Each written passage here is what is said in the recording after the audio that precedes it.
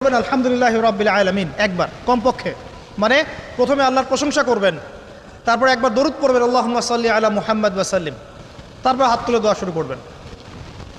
বৃষ্টি পড়ছে, দোয়া শুরু করে দেন, দোয়া কবুল হবে ইনশাআল্লাহ। আজান দিয়েছে, আজান এবং একামতের মাঝখানের সময়টা আছে, এই সময়টা কাজে লাগান, দোয়া কবুল হবে ইনশাআল্লাহ।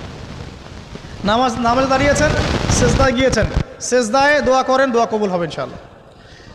প্রশ্ন করে অনেকে যে ভাই সেজদায় কি বাংলায় দোয়া করা যাবে? হ্যাঁ যাবে, যদি আপনার নামাজটা নফল নামাজ হয়। কোন নামাজ হয়?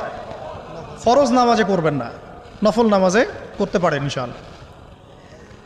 সেজদায় বান্দা আল্লাহর সবচেয়ে কাছাকাছি থাকে, এই সময়ে বেশি বেশি দোয়া করতে রাসূল সাল্লাল্লাহু আলাইহি ওয়াসাল্লাম তাগিদ দিয়েছেন।